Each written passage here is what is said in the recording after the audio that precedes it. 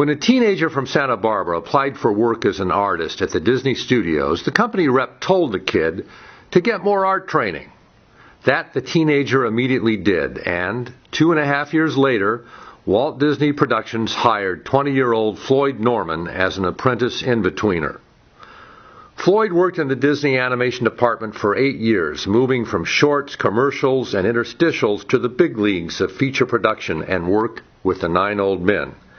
In the early 60s, story legend Bill Peet walked off the Jungle Book. Walt Disney retooled the feature from the ground up, and Norman got a phone call to move to the second floor of the animation building and start work as a story man.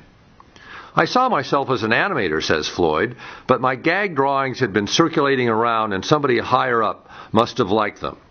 So Mr. Norman became a story artist and worked on the Jungle Book for well over a year. When the picture wrapped, he launched his own company but returned to the House of Mouse 5 years later. He readily concedes that he has a fondness for Disney animation, although Floyd has worked at most of the iconic studios, including Hanna-Barbera, Pixar, and Disney Television Animation, as well as the main studio. And he's done almost everything, from writing to layout to animation. We talked in the conference room on December 22nd, 2011. You started in the industry a few years ago, and you arrived at Disney in the middle of the Eisenhower administration. And describe to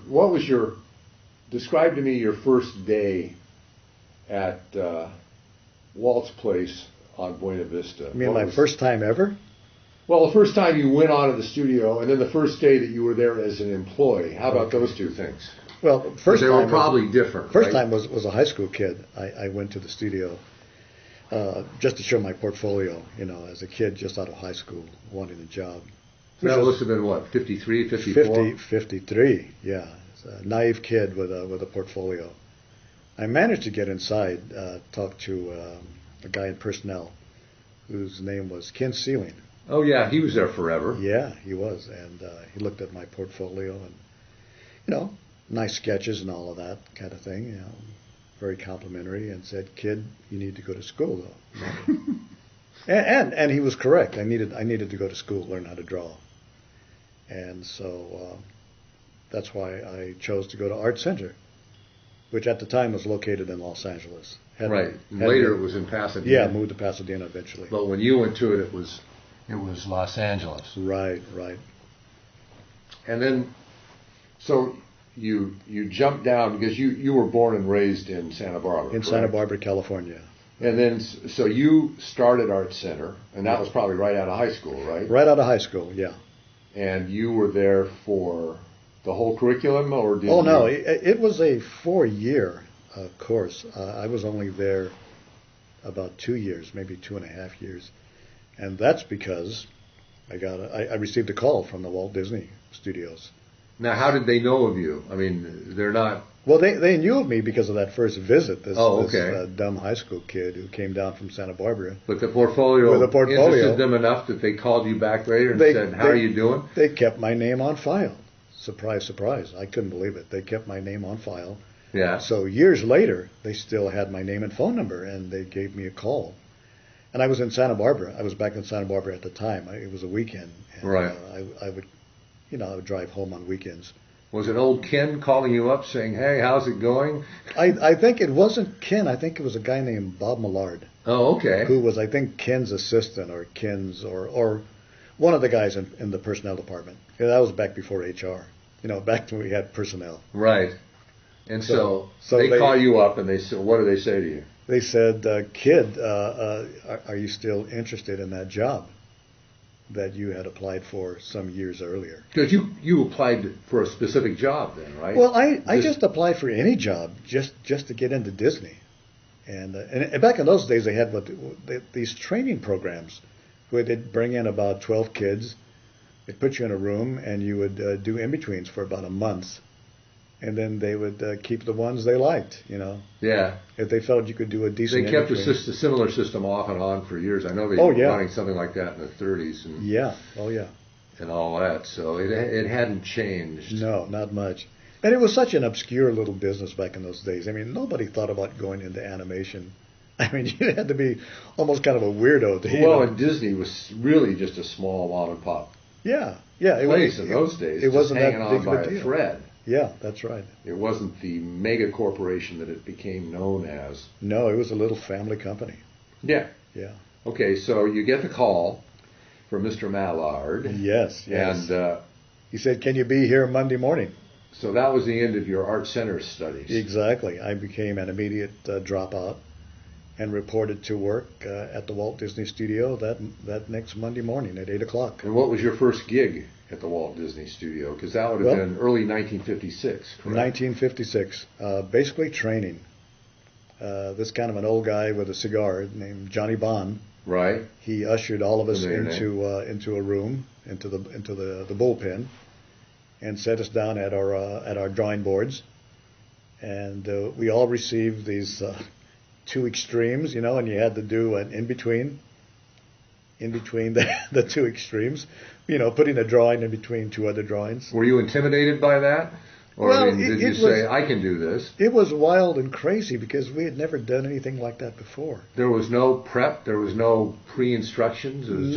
Not really, because where could you go to learn about animation in those days? No schools taught animation. Certainly nobody taught Disney animation or how the process even worked.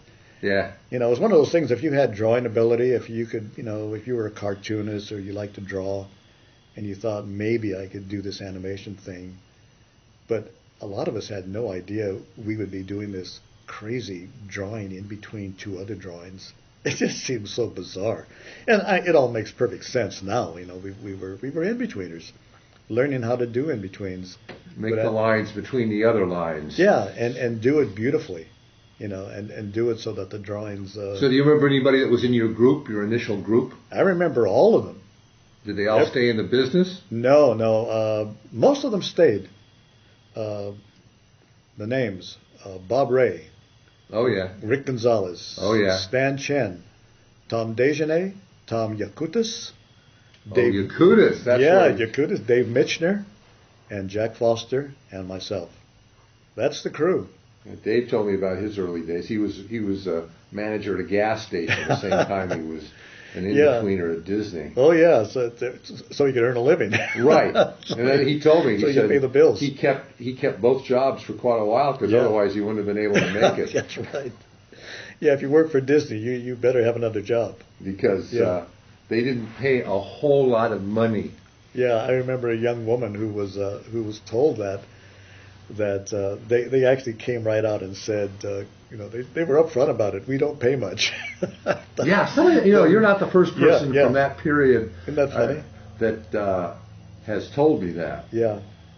That basically there have been a few others that said, Disney said to one person, "Oh, you have a wife and kids. You're not going to be able to work here." Yeah, you're not gonna be able to make it on this salary.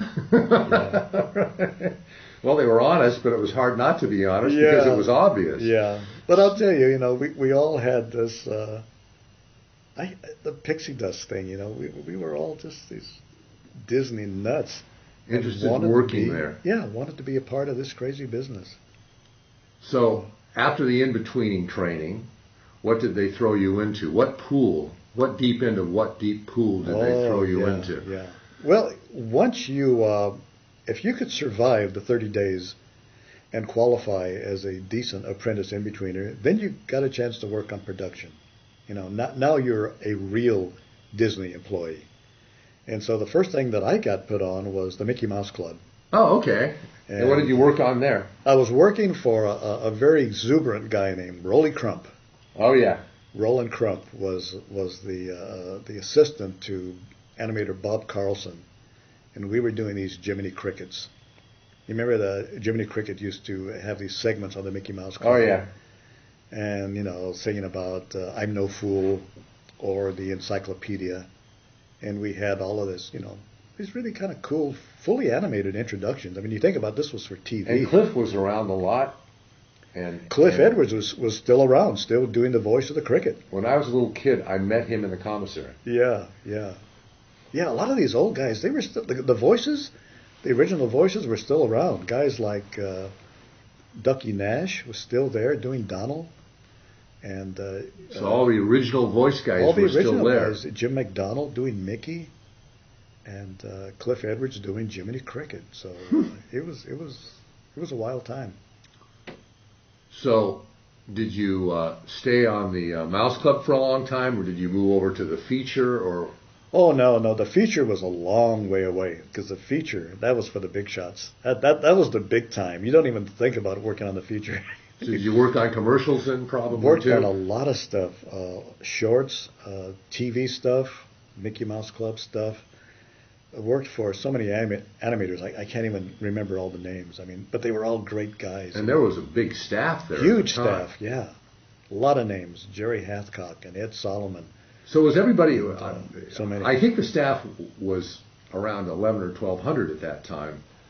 They couldn't have all fit in the animation building, or did you get jammed into rooms? You know, I think we did fit. Keep in mind that the animation building back in those days was completely filled with artists. Not managers and not accountants and not lawyers and not, all of the people that occupy offices today. Walt was up on the third floor. Yeah, a few other Walt key was on the members third of floor. the team. The story guys were on the third floor. Directors' units were on the second floor. Background artists were on the second floor. Right, yeah. And the animators, I think, were all on the first floor, weren't they? All of animation was on the first floor. Except once Sleeping Beauty began to sort of expand, we eventually outgrew the first floor, and some animation units moved up to the second floor. Oh, okay. I didn't know. Yeah, just because of the lack of space, because we filled up the entire first floor of the building. But as far as I know, we didn't have any other, satellite buildings. Everybody was in the big building, in the animation building. There might have been a few over in the second floor of the ink and paint building. And possibly, yeah, that's true. Stuff over there, but they all would have been in those two main buildings. The fact that we were still on the Disney lot. Yeah. Yeah, I think everybody was. Yeah. So all right, so you're doing commercials, you're doing shorts, and how long did that whole period last? Because you. I know that after Sleeping Beauty, they somewhere in there they closed the shorts units and they closed the commercial unit. Oh yeah, that's and then they axed a lot of people from even working on features, and they shrank down to a few hundred people from the 1,000 that they had. Well, the reality of the animation business hit me one day. Keep in mind, I'm still this naive kid, just coming to the business.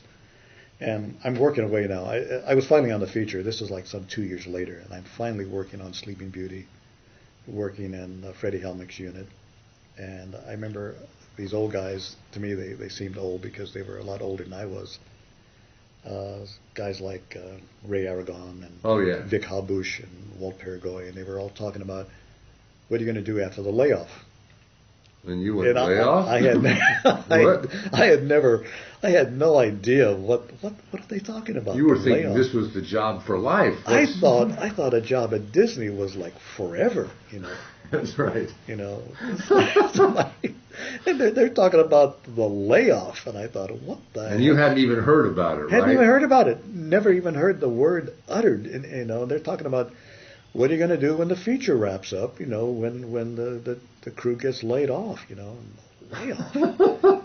Yeah. So. Did you start thinking about it at that point? I sure did. It was like being hit with a cold glass of ice water. Because that would have been 1958. We're around 1958 now, and Sleeping Beauty in full production, headed toward the wrap up. So it was a rude awakening for this naive young kid. Yeah. That animation is not forever. It comes to an end. Many times it comes to an end. So what did happen after you got the word from the wise old men? Well, I think I was luckier than most. Sleeping Beauty finally wrapped up, and we were beginning to begin development on the next feature film, which was 101 Dalmatians. And of course, there's a whole story there all by itself, because Dalmatians was a major shift in animation at Disney. Xerox, yeah. And the fact that Roy had called Walt in and said, look, this picture costs way too much money. we can't afford to do this kind of thing anymore, and we're going to have to really cut back if we plan to stay in the animation business. It's just too darn expensive. And so one of the ways of saving money was, of course, layoffs, lay off half the staff. And that'll cut costs. That'll cut costs. And the other was of iWorks managing to get a photocopier to be expanded into the size of 2 rooms. And that became the Xerox process. Oh, yeah. Where drawings would now be photocopied onto sheets of acetate. Gets rid of the inkers. Gets rid of the inkers, and that'll cut costs. So Dalmatians was a major shift, not only with technology coming to Disney, but also with a new world of animation, where things would never be the same. There was Paul Bunyan. Oh, there was Goliath Jr. Yeah. That was, I think, wasn't that the first... it was either Paul Bunyan. I know Goliath Jr. was the first experiment with xerography. We had experimented even on some TV stuff. We had used the Xerox process on some television segments before going to the feature film Dalmatians. Yeah. Yeah, but so they had a little experiment, because I know. I mean, the interesting thing for me is that they had 2 schools of thought on xerography. Right. Because Dalmatians are a lot of the animators' drawings, and it's fairly, construction lines are popping on and off. Right. But it works pretty well. But then I know within a decade and a half, they were still using Xerox, but they wanted everything real clean so that it looked more like an ink line, and they used brown Xerox or gray Xerox or... So that whole thing, it's interesting. We started out with this very loose and rough pencil line stuff, and the animators were delighted, because they thought, wow, for the first time, our drawings are on the screen. Our drawings are finally on the screen, and guys like Milt Call just truly loved it, because he would say things like, oh, leave in the construction lines and don't clean the stuff up too tight, and especially when I was working on the Sword in the Stone, which was our next picture, when I actually worked for Call. And we started doing what they call touch-up, where the animators purposely did not want the scenes tightly cleaned up. Keep it loose, keep everything. We want to see the drawing. We want to feel the drawing. Right. And so... I think that worked pretty well. It did. I think especially because you design the environment in the background so that it works with... that style of drawing for the characters. I thought that they had a lot of vitality and charm. Those pictures. It did. And I thought that the production design of 101 Dalmatians was just terrific stuff. I thought what Ken Anderson, Tom Orb, and Walt Paragoy did, pulling all of these elements together, just gorgeous. A great looking film. Yeah. Now, however, big however here, Walt hated it. Yeah, no, I'd heard that. I know that Ken Anderson, when I worked with him, like said it at that all. Walt hated the way he arted, and yet that's, I think, one of their most enduring pictures from that. Yeah, I know. He liked the older style. A beautiful film, I thought, just a real breakthrough in many ways, and Disney just could not stand it. Really? Now, eventually he warmed up to it. But boy, poor Ken, he suffered for that one. Yeah, no, even 15 years later when I worked for him, he was telling me about how Walt beat him about the shoulders and head. Over the way it looked. Yeah. And all that. And how he had a nervous breakdown. After doing this marvelous job, to find out that the boss hates it. It just... Yeah, I can, you can't win, sometimes. Yeah, but I think... I thought that worked well there, and it certainly worked well on Sword in the Stone. But then they started, then over time they began sort of evolving away from that particular look. Yeah, well, we started trying different things with the Xerox process, and on Mary Poppins we were going to use this sort of grayish Xerox line to make the line less obtrusive, and we experimented with that and tried some other things. Now, did they use that in the picture? I don't think they did at all. Yeah, I don't think they did. I remember seeing experiments with it, and I remember up in Ham's unit going up and looking at Ham Lusk, looking at the boards on the wall and some of what they were experimenting with the art direction. But eventually we just went back to what they basically called a Disney house style. Yeah. Yeah, so.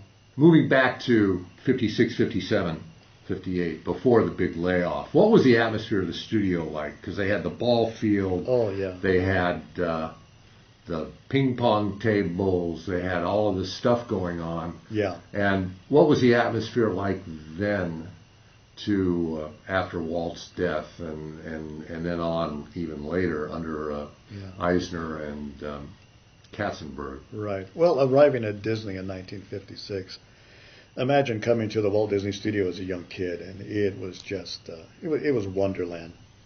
As a matter of fact, I think I referred to it as that in my book, that it was like Alice entering Wonderland. I mean, for a young kid, for a young artist coming to Disney, it was like this was Mecca, you know. It was just this amazing place filled with artists. Not filled with managers and lawyers and accountants and all the people who are at Disney today. Well, but it was filled with artists. Wasn't designers. a conglomerate then. It was No, exactly, yeah. a cartoon studio with pretension. Yeah. It was an artist community. Yeah. And everywhere you went, you saw artists. Every wing you went into, you saw painters and designers. You go upstairs and you see more artists. You go up to the third floor, more artists. Everywhere you went, you saw artists. The Disney studio was all about art. And you thought, my God, I'm in heaven. And then there's, what struck me as a little kid was they had these ball fields. And people were playing games out in the ball fields. And exactly. They had this commissary where people were paying very little money to get their food. Right. It was more a college campus than a movie studio. Though it was a studio, it had sound stages, it had, equipment and all of this stuff, but it was green lawns with squirrels scampering about the lawns, a softball field, a volleyball court, guys out pitching horseshoes, commissary where you could have lunch for $1 and come back with change in your pocket. Yeah, I mean, it was a different era. Yeah, different era. It was another world. It was another world entirely. And to be there during that time, that old joke about Ward Kimball when he saw the young kids coming into Disney, I think this was in the 70s. Supposedly Ward said this. Who knows if it's true or not. No. But Ward sees these kids and he says, hey, Walt's dead and you missed it. Yeah, that's right. Well, that's what it was like, I mean, back if you missed that period, then you missed it. You missed it. Too bad. Move on. Move on, because it ain't gonna ever happen again. Now, my other question is, okay, so how did you make the big transition? Because they laid off 75% of staff when Sleeping Beauty came to an end, but you were among the hardy survivors, were you not? Saved by the United States Army. Oh, really? I was drafted. Oh, after the completion, I didn't know that. After the completion of Sleeping Beauty, you got your draft notice? I received the letter in the mail, and it actually did say greetings. I couldn't believe it. I thought maybe that was a joke, but it doesn't really say greetings, does it? Yes, it does. Greetings. Your service has been requested for the United States military. So you never got a layoff. I never got laid off. You showed them your draft notice. I got a government job instead. So. Seriously. And the funny thing is it's when I arrived back at Disney some 2 years later, a lot of the old timers thought I'd been on vacation. Really? Yeah. See, at Disney, time is different at Disney. Yeah, right. What seemed like, what was 2 years to me, seemed like 2 weeks to them. Yeah, or it might have seemed like 5 years to you, because I was in the service too for a few years. Yeah, that's right. Yeah, I know how that can go. So you came back then in what, 1960? 1960, exactly. Yeah, back at Disney in 1960. So you return, and they bring you back because, of course, under law they had to take you back. They had to, yeah. So you come back, and where do you pick up from where you left off? What are you working on? I pick up on the end of 101 Dalmatians. Which was just starting when you left. Which was starting when I left and was just wrapping up when I arrived back at Disney. So you did assistant work on 101. Yeah. Do you remember who you were working for at the time? Were you working for Milt or were you working for Stan? I definitely know I wasn't working for Milt at the time, and I can't even remember who I was. I do remember that I shared an office with Bernie Mattinson. Oh, yeah. Yeah. Oh, he was down there in the assistant ranks for a long time. We were over in A-Wing. And so when I moved back in after my stint in the military, I moved into an office with. And back in those days, I usually had 2 guys to an office. That's how it worked out. Yeah. I shared an office with Bernie, and we wrapped up Dalmatians, And then it was after Dalmatians that I went back to work with Stan Green and Milt Call. Oh, okay. Gang. So did you swing over to the next picture right after Dalmatians wrapped up? I mean, a little bit. We had it took a while before Sword in the Stone was just ramping up after Dalmatians, so we did some shorts in between, and I worked on some short animated things. And they always had enough work to keep you busy. You know, if they didn't have a feature going on, they usually had some TV work or short stuff to keep you going. And how was Milt to work for, and how was Stan to work for at that period of time? Well, Stan was great because I had worked for Stan, you know, a lot earlier on Sleeping Beauty, so I knew Stan already from. And you knew his working methods. Oh yeah. What I didn't know was I didn't know Call. Because when I worked on Sleeping Beauty, I never even saw Milt Call. At that time, Milt Call was just this loud voice. You were further down the ranks. Well, I was further down, you know, and back in those days, you didn't even, you know, you seldom even met or even saw the animator, especially a big shot like Milt Call. So I would hear Milt's voice back when I was working for Stan. I never even saw the man. I just hear his voice, you know, in the next room. You know, with his usual screaming and yelling. The guys can't draw their ass. You know, oh, gee, you know, it was to a young kid, it was scary. So then, when I finally find out I'm going to be working for Milt Call again, yeah, I'm terrified. Like, oh no, you know, not Milt Call again. But and how was he to work for? It turns out he was great. He was great, and we got along just fine. So my fears were unfounded. He didn't strenuously object to your pencil style. He did not. I was right in the groove. I guess I lucked out. So and it was one of the few pictures where I worked on from almost start to finish. When the earliest scenes of Sword in the Stone, all the way to the point where Wart pulls the sword out of the stone. At the very end, that was Milt's scene when Ward grabs the sword and pulls it. What were the characters that Milt did? I thought he did. Did he do Mim? Oh, he did. He did do Mim. He did the Kid. He did Merlin. He did a lot of the characters. He did Sir Kay and Sir Ector. But in those days, you weren't the directing animators weren't necessarily assigned to a lead character, and that's what they stuck with through the whole thing. I think Milt got what he wanted. So whatever scene that he wanted. I think a guy like Milt Call, he got the stuff he wanted to animate, you know. So he didn't stick with one character. No. I mean, he did a lot of Merlin, you know, and he did the Kid. He did, and of course he did Mim, which he did Madame Mim, just beautiful stuff, you know. I still look back on that. The Wizard's Duel and all that. The Wizard's Duel, you know, just really cool stuff. And but he was great to work for. I had no problems with Call. I think I found my secret weapon for Milt Call. I made him laugh. What would you tell him?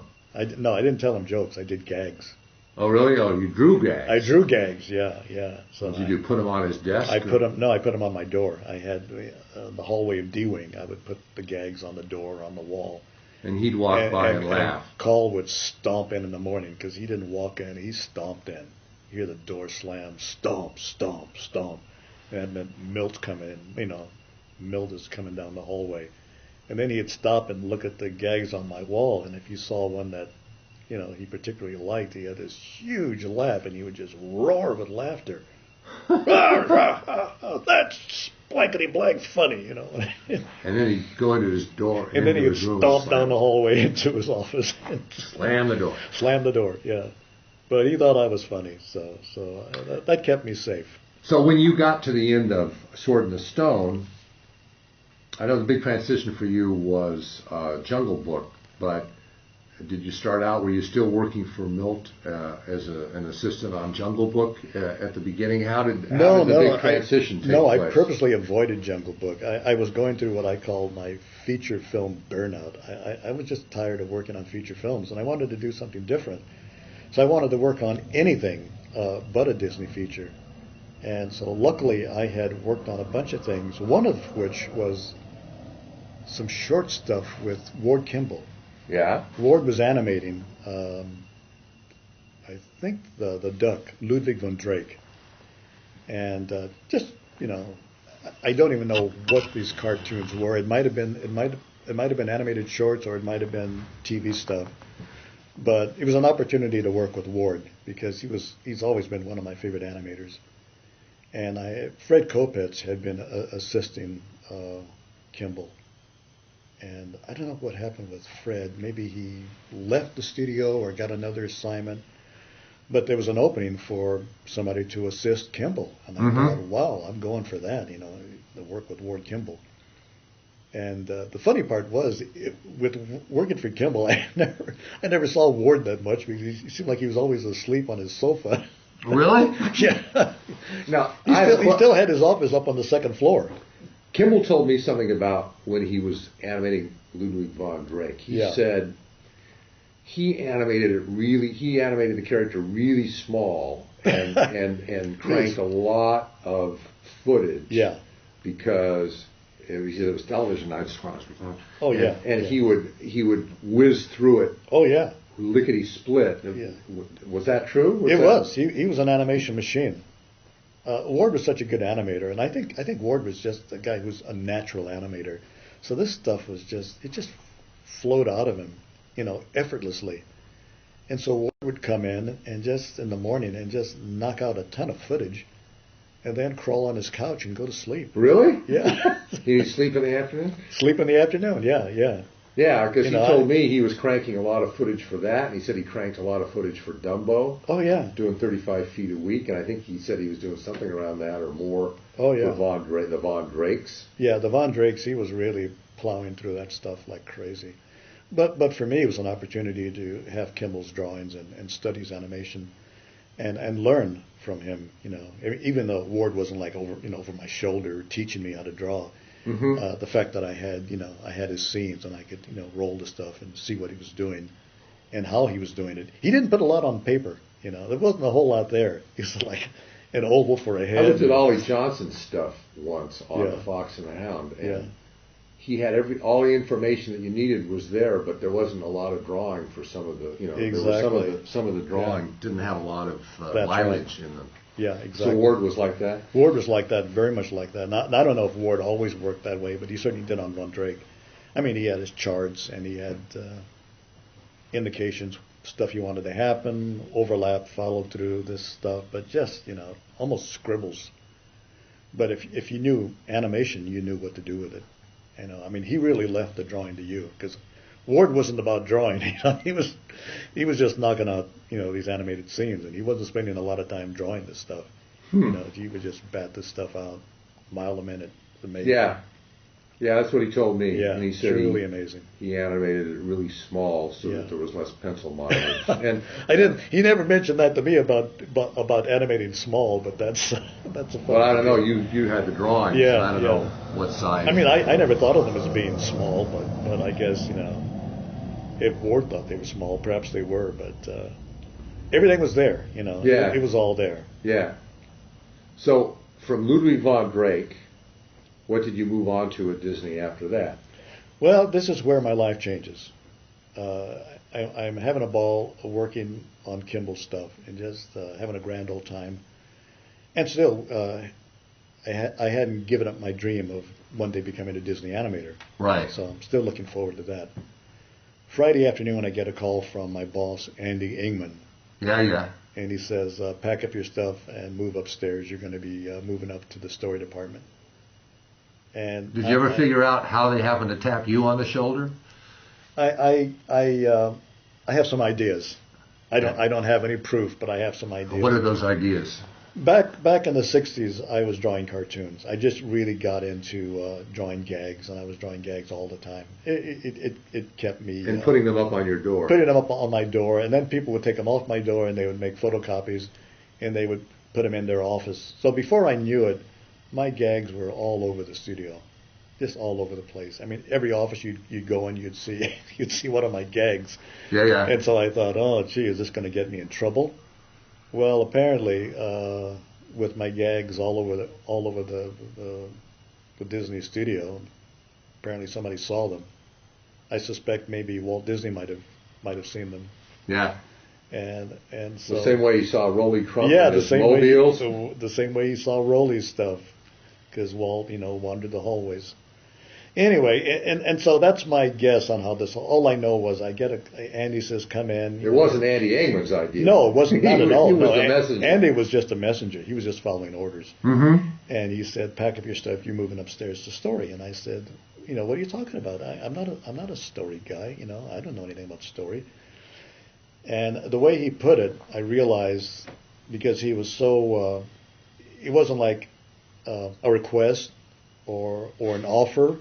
Or, this is what you're doing. Or an opportunity. It was like, this is what you're doing. Like no questions asked. Don't give me any. Just do it.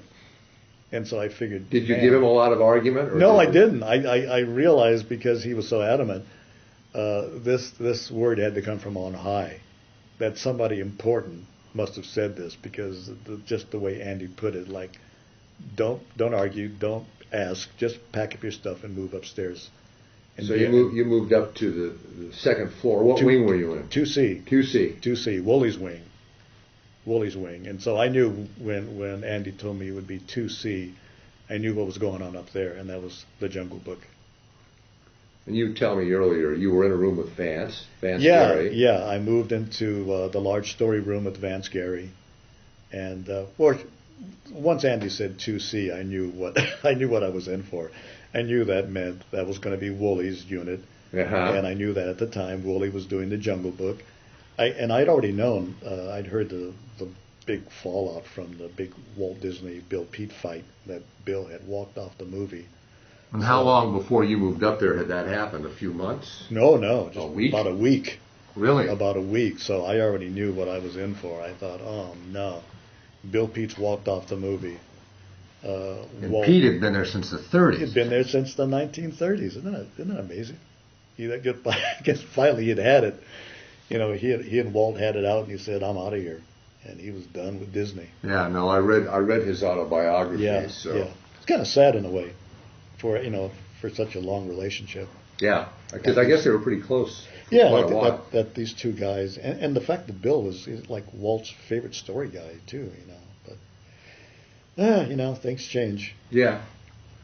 So Pete exits, and you enter. And I enter. And you're there with Vance. And up there with Vance, who's Vance, of course, is the most mellow guy in the world. Yeah. And Vance is sitting up in his office reading a newspaper, which is what Vance usually did. He seemed like he was always sitting back reading a newspaper. Yeah, but he turned out more work. He's one of these guys, you never see him work, but he cranks out a ton of work. Ed Gombert told me that, when he was in a room with Vance, he said Vance came in and worked one day a week. He said, Vance does more work in the day that he's there than we do all week. That's very true. And when you'd walk into his office, Vance would go, "Hey, sit down. Yeah, let's talk. Yeah, what's going on? Yeah, I know. It was the same kind of thing. And so here I am. I'm up in the story department, extremely nervous and like, why am I here? What am I doing here? I don't know. You're right next to Wolfgang. Yeah, right next to Wooly, who's only a few steps away, and like, oh my, it was very uncomfortable initially. And, so what was your first assignment on the Jungle Book? Do you remember? Vaguely. It had something to do with the kid and Baloo the bear. And all this stuff is kind of like a blur now, because I just remember. So long ago. And Larry Clemens would come in with typewritten pages. Larry would write an outline. But he wouldn't do dialogue necessarily, right? He'd just do an outline? Or he would come in later. After the boards were done, Larry would come in for what he called a dialogue polish. Oh, okay. So he would take our rough dialogue and clean it up. Okay. And that was Larry's dialogue. So he would hand you an outline with beats on it, and then you would put it up as a board. Just go for it, yeah. Just start boarding. I mean, I'd get pages from Larry, and Vance and I would just start building the board. Just start drawing and putting pictures on the board. Basically, I was just doing what I saw the old Disney story guys do. I said, well, that's how the old guys did it. I guess I'll do it just like them. So were you jointly doing boards with Vance? You put up a drawing, he put up a drawing. Yeah. It was just very collaborative, and the fact that the way they had I think all story guys probably did this. They had the desk would face each other. Right. So you had the two big assistant director desks. Yeah. with lots of drawers and Yeah, shelves. yeah. We'd talk back and forth. What if the bear did this? Yeah. What if the kid did that? And what if the tiger comes in? And what? You just talk back and forth, And draw it up. it was very organic and very loose and very fun. And we just draw it up and eventually build a board. So I remember one day we'd gotten the board up, a couple of boards, I guess, and we'd had them because we had those were large story rooms. Yeah. So, Oh yeah. So the wall, you could stack two boards, top and bottom. So big. Hang them story from rooms. those things. Yeah, those yeah. Tracks. So Vance and I had put up a couple of boards we thought was, seemed to be working okay. And then Wooly comes in, totally unannounced, because he didn't have to announce himself. he's the film's director. He was doing that 15 or 16 years later Yeah. when I got there. He would walk in and go, just- let's see what you've got. Yeah, see what you got. That was pretty much it. Yeah, with a cigar. Let's see what you got. So he'd come in, he'd look at the boards, and of course I'm terrified because I'm going to be getting all these changes and notes and revisions from Wooly. Yeah. And he just stands there and he looks at the board for like, I don't know, 15 or 20 minutes. And then he walks out. That's it. He said, okay, whatever. But it had no... He had nothing to say. He just said, show it to Walt. Now that had changed. Yeah, that was yeah. different because there was somebody else higher up the food chain that did the... Yeah. But when I was there, it was basically he'd come in, look at the board, sit down. Suddenly there'd be a meeting, which would be unannounced. Yeah. And he'd start pinning corners of drawings over and throwing things. But there was none of that in 1963, huh? No. I do recall, or 64. I do recall the tearing the sketches off the storyboard, though. Oh, really? I do recall that. Yeah, I always thought it was so funny that, and when I came back to Disney years later, when everybody was so gentle about removing story sketches like they were somehow precious little icons, they were very precious about they pin the board back or whatever. And I remember Wooly would just come in and rip stuff off the board. Don't need that. Don't need that. Don't need that. But he wasn't doing that with your first pass. No. He was gonna leave that for Walt. Okay, so he comes in, looks at the boards, exits. Yeah. And you've been up there for all of probably 3 or 4 weeks at that point. Yeah. Still very green. Still not knowing the routine. Still not really knowing what the heck I'm doing. Except that I'm in all these meetings with these old men. That's how I felt. I felt like this kid. Well, you were. With all these old guys. I said, why am I here with all these old men? I mean, even Vance, who was probably young, he was probably still 7 or 8 years older than you. Vance was a young guy, too. So here we were with all these old codgers, And we would have these story meetings, and it seemed like they talked about everything but the story. Yeah. We're going to have a meeting. We're going to have a meeting on the story. So we'd go in and then Larry would start telling stories about when he worked with Bing Crosby. Yeah, I remember that. Yeah, tell these stories. Like, when do we talk about the story, And then Frank Thomas would come up, and he would come up with a story suggestion, and then Frank would leave, and then the story guys would say, those darn animators are always trying to horn in on our, So how much between Wooly coming in and silently going through it, exiting, and then Walt coming down and holding a meeting? Eventually, Wooly's secretary, gosh, what was her name? Arlene? Was it Arlene at that point? Or was it Betty Gosson? Might have been at that time. Yeah. But when I was there, it was Arlene. Arlene, okay. I seem to recall a Betty Gosson. But anyway, we'd schedule a meeting. Or they would try to get a meeting set up with Walt. And that was pretty much when Walt was available. Right. And, of course, nobody knew when that would be.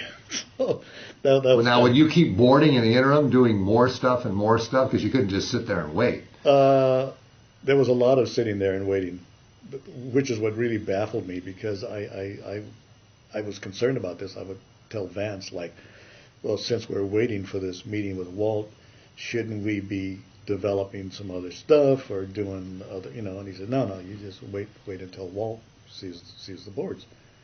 Yeah, but shouldn't we be doing something? We're on the payroll. Shouldn't we be drawing and developing and creating? No, you wait till Walt sees it. So that really kind of freaked me out because I figured, I'm getting paid to do nothing. And I want to do something, but no, you wait until Walt sees the board and then tells you. Well, actually, there was a version of that with Wooly. Yeah. It was like, and some of the same players. It was Dave Mitchell was up. Dave was in one room and Vance was in another. Right. And Dave would have a Wooly meeting. Yeah. And Walt's gone by this time, and Wooly would completely destroy the board. Yeah. And then Dave would redraw the board, and within about 3 days would have another meeting. Yeah. And Vance said to me, "I don't know how he does that." I said, "I can't take that.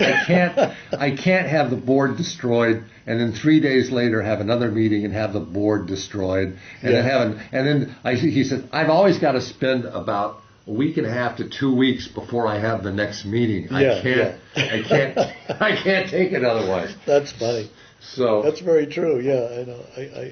He could never understand why Dave would work so hard and fast to get the next meeting where his boards would be destroyed again. Yeah, exactly. How much pain do you need? But in such a short time. Yeah. He wanted. I mean, Vance's theory was always, at least to me, was I want to space the pain out. Exactly. Yeah. So it's not. I think. Yeah, Vance was a great mentor for me because he really kind of set me straight about how this whole Disney thing works, Yeah, he did me too. And kind of like, just take it easy, don't worry about it, and when Walt comes in, he'll tell us what he wants, So, how much waiting was there before Walt finally did materialize? And what was that first meeting like? It could be a week or it could be 2 weeks, and Walt Disney would always arrive. Without an entourage. That's the big thing that's I noticed changed over the years. Walt would come in by himself, and he would just you'd hear him stomping down the hallway, and you hear the cough, the famous signature Disney cough. Yeah. Which meant that Walt was in the area, and he would just walk in the story room, and chairs were already set up, and plop down in front, and said, "Okay, what you got?" What do you have to show me? And then Vance would pop up. And Vance would, with a pointer. Yeah, and Vance would do his extremely low-key pitch. Because with Vance, there were no frills, no performance. Vance was extremely low-key. Just, this is what happens. Tells the story. Walt, goes right through it. And then Walt would just say whether he liked it or not. And he was very concise, he either liked it or he didn't like it. Now, would he go back after the pitch? Would he go back through the board and go through what he liked and what he didn't like? Sometimes. Not always. And if he seemed happy with it, he would just say, great, and continue on. He seemed to like the way the film was going, and that was the thing that really baffled me. Once again, as a young, naive storyteller. I couldn't figure out why Walt seemed to like this movie so much, because I thought it was pretty darn awful at the time. Really? Yeah. We were like, man, he likes it. This is everything seems so lame to us. I don't know why, but it didn't seem like it was anything that great. I thought, wow, the stuff Bill Pete was doing was so much cooler. And we're doing all of this kind of lame stuff. And basically, you threw out all the stuff that Pete had been doing previously, which was part of the blow-up because Walt didn't like it. Walt didn't like it, and so here we are doing all of this stuff, and I just felt like, gee, and he likes this, It was that kind of thing. Like here, the story master has been rejected, and his stuff has been tossed in the dumpster. And now Disney is liking the stuff we're doing. It's like it's bizarro world. Wait a minute. He likes our stuff, and he doesn't like the master's stuff. Well, they had two different visions. I guess that was pretty much it. So it was just a really weird experience to. But then again, I had never been in meetings with Walt before, so this was the first time for me. So I didn't really know. Did Vance do any post-mortems with you? Tell you this went well, or this didn't go well? Yeah, and so much. Vance was just so low key. If some things went well, he would just sort of smile and say, I guess they went okay.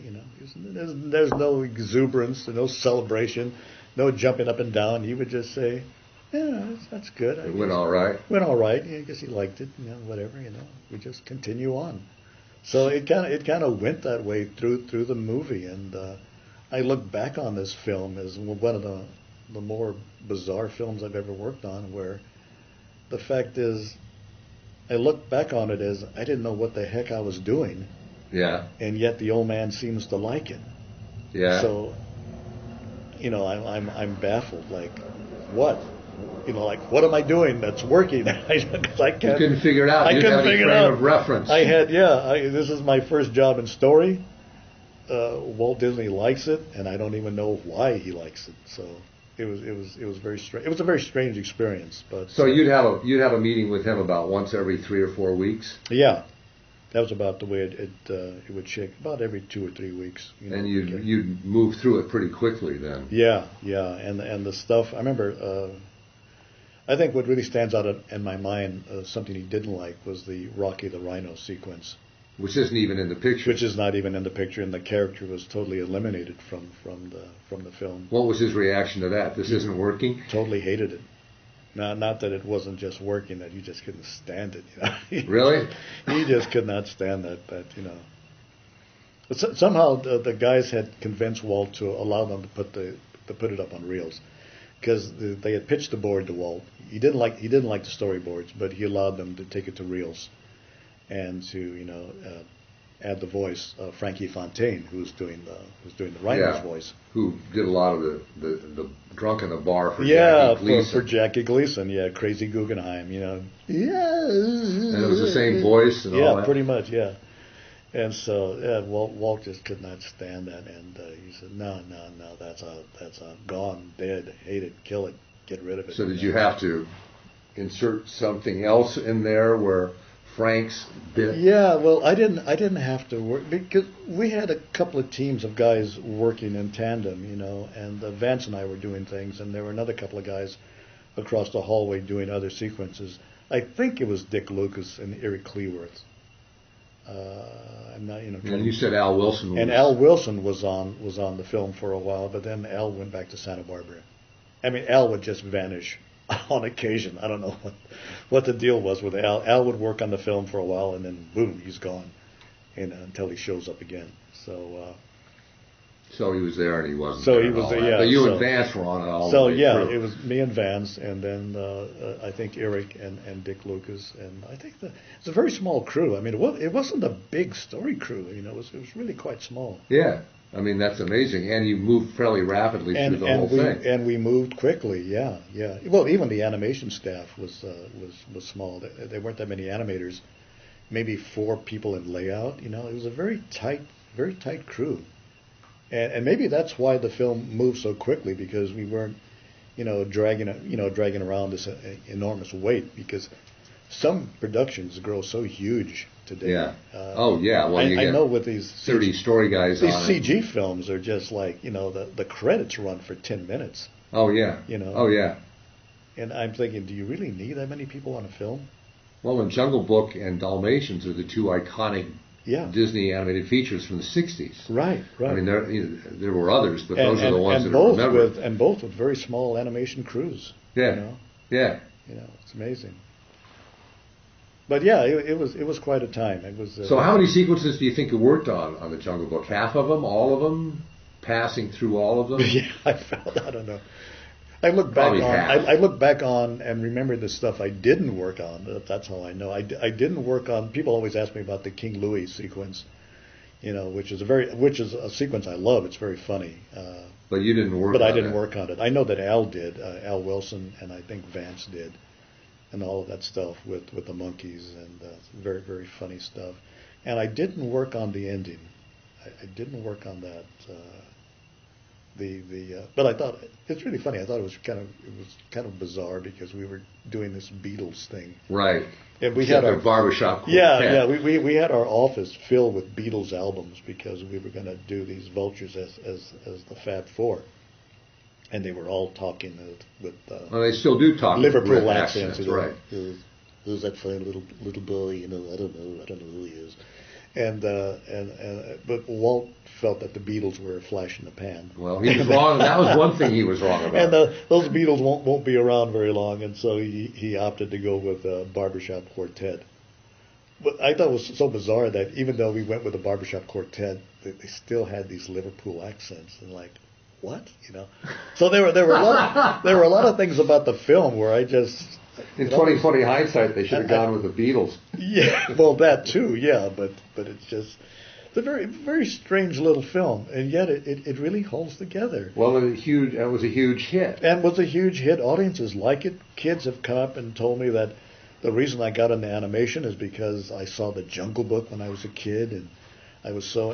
Andreas Deja told me that he was influenced heavily by the Jungle Book, and people tell me about the great work I've done on the film, and I look back on it and like, what, you know. What? Great work? What? I don't recall, are you talking about? I don't recall doing anything great on the Jungle Book, but. Well, we spent a lot of time on that one picture, yeah. So we should probably. So after you're done with the Jungle Book, and the picture hits and is a big. And now you left Disney. I left. Yeah, isn't that? I left to start my own company, Vignette Films Incorporated. And how long were you doing that for? Oh, probably too long. We wanted to go out and make films. And this was 67, 68? This was, end of 66, 67. And I don't know, it was just an opportunity to go out and try You're something. still a young guy. I was still young then. And a lot of guys had gone out, started their own companies. Vic Halbush started his company. Rudy Cataldi had one for a while. Herbie Stott and Frank Terry started the Spung Buggy Works. And there were a lot of these little commercial houses around town, you know, guys who had bailed out of Disney or out of other studios. And we're doing animation and doing TV commercials, and it just seemed like a very exciting time. And so, yeah, you could sit at Disney and pull down a paycheck, have a steady job. But we were young, and we thought, well, why not try something new, you know? I mean, all you can do is fail. Yeah. And if you fail, you just, you know, go back to the studio. Go back to the studio, yeah. So it was really a great experience, and I don't regret leaving one bit. So did you leave prior to or after Walt's death? Because you left at the end of 66 and he died in December. I had already left the studio, although I was still around. It's kind of funny. I was still around Disney a lot because, I don't know, I guess the place was such a part of me. I kept going back out to Disney, and I would usually go out to see people or I would need something that I would borrow from the animators. Back in those days, everybody was so generous, and it was such a small industry. If I needed something that I could use from the effects department, I would go out and talk to one of the effects animators. Yeah. And I would say, I need some help on some effects of leaves or rain or whatever for a thing I'm doing. And they would help you with this stuff, and they would give you material.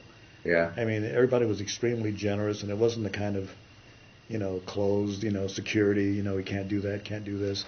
He was very open in those days. If you worked in animation, you know, we were all animation. You were a people. sleepy little backwater. Exactly, yeah. And so everybody kind of like worked with everybody else, and you needed help, they would help you, you know, free of charge, you know. So I was at Disney a lot, even in those last months of Walt's life, and I remember I was there the day before his passing, because I remember asking people, you know, how's Walt doing? Because we were all very You knew concerned. he was in the hospital. Oh yeah, we all knew that he was over in St. Joe's, and that he had had some setbacks, but you know, we all thought he would recover. You know, I don't know why we were so optimistic, but we thought he would be okay. And so I remember on that Thursday, I believe, asking, you know, how's Walt doing? And everybody was very upbeat and positive. Oh, he's doing fine. He's just over there for a checkup. Now I don't know if they knew better or not, but everybody was kind of like said, oh yeah, Walt, you know, the boss is doing okay. And well, by the very next morning, he was gone. Yeah. Yeah. Huh. Yeah. So. But you were away from the studio. At that point. But by then I had already left Disney, and I was already trying to run. So what kind of stuff did you work on in Vignette Films? A lot of stuff. Kind of like anything that came our way, just so we could make movies. Now, initially, we started out doing educational films. Yeah. Because that was a market we could get into. It was just trying to find a way into the movie business. Yeah. And you were doing live action? We were doing anything. Yeah, we did live action. We did animation. Just anything that involved making a movie. Wow. We were so anxious to become filmmakers, and we knew we couldn't do it in the big, the big studios, because you just, you had to work your way up the ladder, and that could take decades. Right. So you didn't want to wait. Didn't want to wait. So the way to do it, the way to speed up the process, was to launch your own company, and then you would be overnight an instant producer or director. You could do it all, learn more. Yeah. Yeah. So it just, the process, speeded up. So you were doing everything and anything that came through the door. Oh yeah, yeah, and it was great too, because that meant you became a producer, a writer, and a messenger boy. You did everything. You picked up the film from the lab. You dropped it off. But it was just a great experience. And that lasted about 2 years? Oh, it lasted longer. Yeah, longer than 2 years. Almost 7 years, I think. Oh, really? You were doing this for 7 years? Yeah. Wow.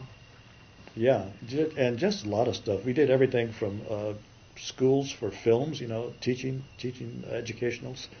We did corporate films where you do stuff for corporate clients, training films, promotional films. We did stuff for the government. We taught Navy pilots how to fuel their jets in midair. Wow. We did films for the various government agencies. Yeah. I remember doing one film on juvenile justice for one government. But again, it was like anything they threw our way, we would produce it. Yeah. And that meant if we had to hire a writer, if we didn't have the skill to write such a film, because it might be on some. So you'd hire people you'd need. Yeah, you just hire. So you must have produced a lot of stuff. We did a lot of. It's kind of like odds and ends. I look back on it now, and it was just films of every stripe. Some live action, some animated, but it was a great experience, because it was like a course in filmmaking. Like learning on the job, and you did everything. You did editorial, you mixed tracks. You shot live action. You went out with a crew, and you learned how to light interiors, to shoot stuff on location. We would fly a crew back east or up to Seattle. It was just a really great time for us. And again, we were all young and learning and growing as filmmakers. So it was a great experience. And when did that came to an end? In the 70s? You were doing that role in the 1970s? Probably in the 70s, when I returned to Disney to work on Bedknobs and Broomsticks. Oh, yeah. That was 71. 71, and then later worked on Robin Hood. Now, did you still have the company going at the time you went to work on Bedknobs and Broomsticks? Yeah, the company still existed, but it was pretty much, over and done with. I mean, we were basically out of money, out of resources.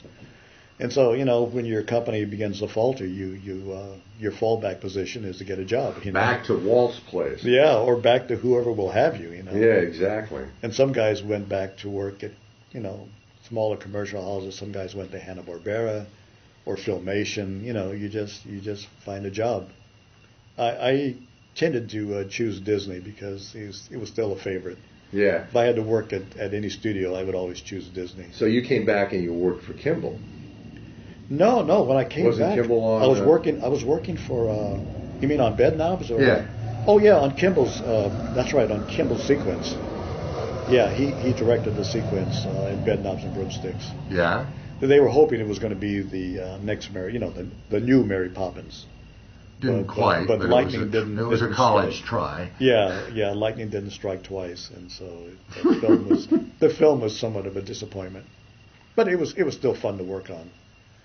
And we did a lot of that undersea stuff with fish and bubbles and all of that. It was fun. And then after Bedknobs, Robin Hood followed. And so you didn't leave Disney. You swung straight over into. No, I think Robin I did. Hood? I think I did leave for a while because they weren't ready to roll on Robin Hood right away.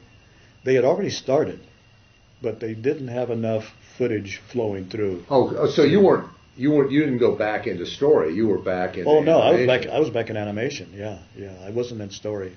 It's kind of funny. It never even occurred to me to go back to story.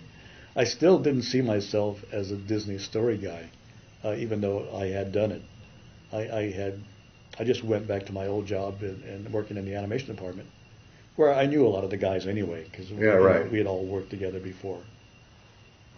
But no, I had a good time in animation. I still enjoy animation. It's kind of funny. You think, oh boy, if you're a story guy, you don't want to ever go back to that animation stuff.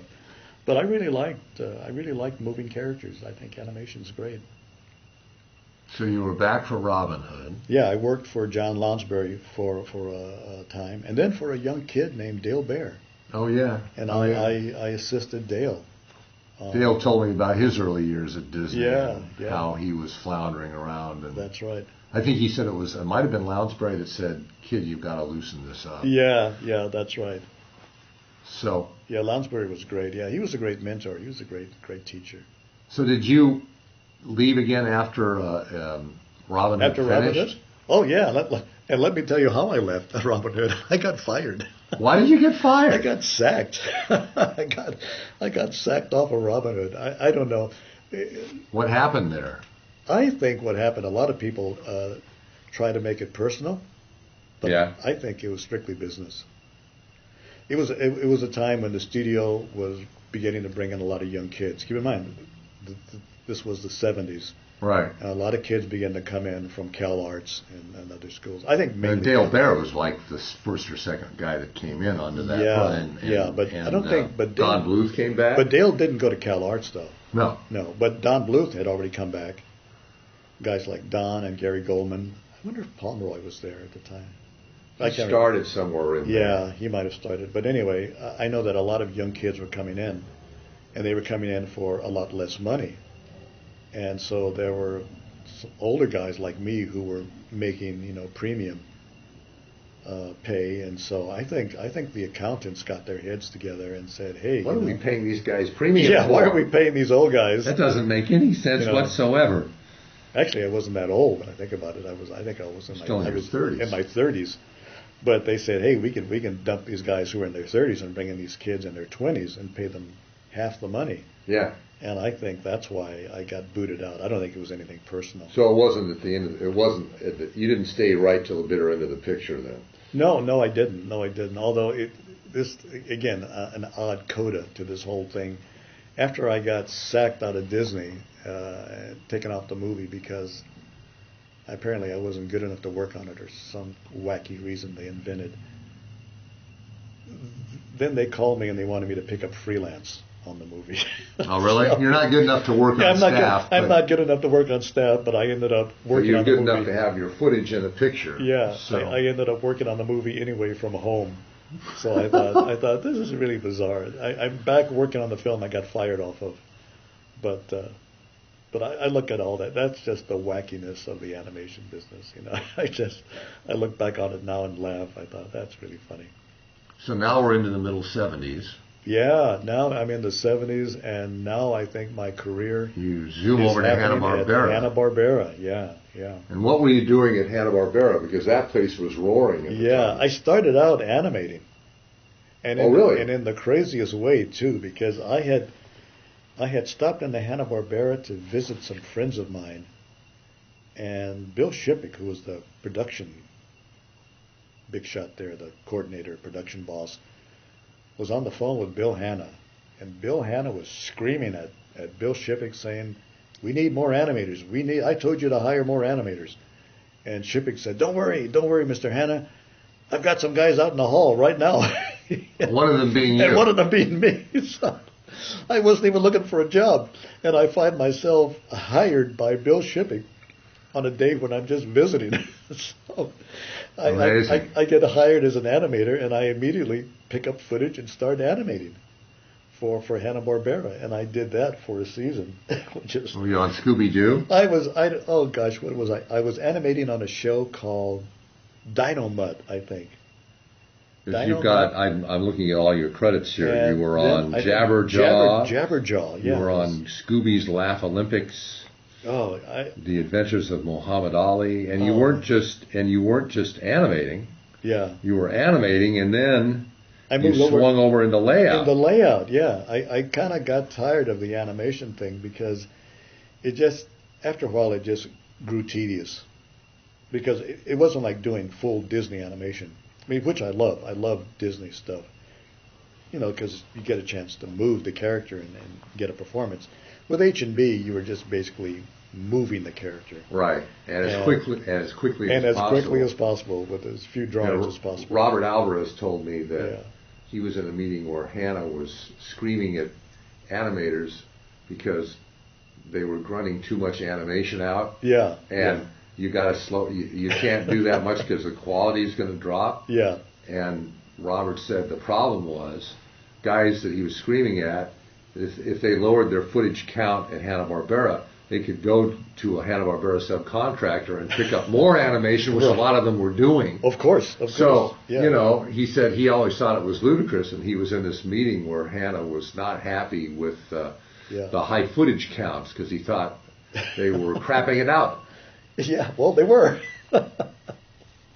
It's a crazy business. Yeah, I remember that, and guys who would work at H&B during the day, and then they would go pick up animation from the subcontractors. Were you one of those guys, or were you? No. I was strictly when I was doing. I stopped. I was on salary as an animator, and then I switched over to layout because I just found layout a little more creative. Than doing the H&B animation. I mean, it was still Saturday morning stuff, but I just enjoyed layout more, and I did that for a number of years, and I enjoyed it. And then it's really weird. Then I made the move from layout to story.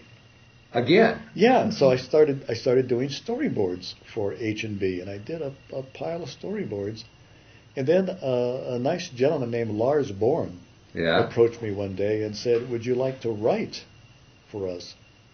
And I thought, wow, I don't know, write animation, And so then, because of Lars, I became a writer. Yeah. I don't know if I have any credits there on anything, but there's actually a bunch. Let me look. Yeah. There's a number of things that they say. Well, story director on Pawpaws. Yeah. You were a story director on the Chipmunks. Gee. And you were the story director on the Quickie Koala show. Tex was on that show. Tex Avery. Tex Avery? Was still around. Yeah, he worked on Quickie Koala, and we had a chance and this is the early 80s. Yeah. We had a chance to work with Tex, and the thing I remember about Tex was he asked us not to call him Tex. He hated that, He hated that. He said, "My name is Fred." Oh, so you called him Fred Avery. And so we were all baffled by, well, gee, we've always known this guy as Tex Avery, and now he wants us to call him Fred. But he was known as that, but nobody to his face called him that. Yeah, isn't that funny? So I'm trying to think here. Yeah. Because I know that I saw a bunch of. So what were you writing? How many scripts did you write? Boy, I honestly don't remember. I mean, all of this stuff. I mean, you're just plowing through a lot of work, just trying to get through it, and it was fun because it was a change of pace. One of the nice things about moving from category to category, it gave you kind of like a fresh perspective, and the move from animation to layout, from layout to storyboard, from storyboard to scripting. It was just kind of it kept you going, it kept me interested because after something kind of got old, here you had a fresh new challenge. Yeah. And I never thought I could write Saturday morning. As a matter of fact, I remember at one point I had submitted some scripts, thinking maybe I could make it as a writer. And all the producers said, no, we read your scripts and it's not very good or whatever, And then I thought, oh gosh, well I guess they're right. I'm not really a writer. And then I get a call saying, how would you like to write for us? Really? Yeah. So same producer? Sometimes the same one or sometimes a different one. But I thought that was so bizarre to be rejected as a writer and then get hired as a writer anyway. So. And that happened to me at Filmation. I was rejected and then they hired me. Yeah, so it's weird. I don't know why I was rejected and I don't know why I was hired, but. They needed but you. I did it. I did it for as long as they needed me, and it was fun. And I got paid money to do it, so I thought, well, why not? Well, it says here you were story director on the Smurfs, and then you were a storyboard artist You were story director for 72 episodes of the Smurfs. You were a storyboard artist for 40 episodes, so you did a lot of Smurfs. We did a pile of Smurfs. Yeah, I mean, those things went on forever. Now, did you write any of those? Or did you strictly storyboard? I think I strictly storyboarded, but I'm not sure. You know, do you remember what you wrote, what scripts you wrote on, and what shows you wrote scripts for? Can you remember? I do know that I wrote scripts on Quickie Koala. Quickie Koala? For sure. And I remember writing for Chuck Minville and Lynn Jansen, who were producers over on The Real Ghostbusters, and they hired me to write scripts for them. So those two shows I definitely remember. Well, it looks like you also wrote on the Chipmunks because you were there as a story director. Yeah, and I wrote some other stuff while at H&B. So, but again, like I said, you know, you live long as I do, and this stuff starts to become a blur after a while. Yeah. And I said, oh, yeah. You know, and this is still happening to me. I had this kid at Disney who brought me a story one day. He wanted to know if it looked familiar. And I remember thumbing through the pages and saying, well, it seems vaguely familiar, but, you know, I might have read this. And he said, no, you didn't read it, you wrote it. You know? Oh, really? Yes, and I had totally forgotten that it was a story that I had written. And it just becomes, you know, it's just... Well, that could happen. You write a stuff. lot of material, and it's like you don't remember. Yeah, you write it, you move on to the next. You write the next, you move on to the next. So I told this kid, I said, you know more about me than I do, you know. At that moment, that might be true about that one little thing. That's right. So you were a writer, a layout artist, an animator, a Disney story man. Yeah. And then, so from television, you swung back to Disney feature in the 90s. How did that come about? Because this is like your third incarnation at Disney. Yeah, you keep coming back. Yeah, I remember what had happened was I had been offered a job at Disney Publishing, again as a writer. Yeah, which kind of knocked me out because I thought if they wanted me, they would want me as a Disney artist. They said, no, we want to hire you as a writer. Yeah. So I thought, okay. So I go back to Disney, and I'm working as a writer. Yeah. And I told my boss, I said, well, this is not really my thing, so I'll do it for a couple of years. You know, I said, I'll give you a couple of years. And I ended up working there for 10 years. That's how fast 2 years can go by. The 2 years turned into 10 years before I knew. So what projects were you working on? I was working on everything from Disney storybooks to Disney comic books to Disney comic strips.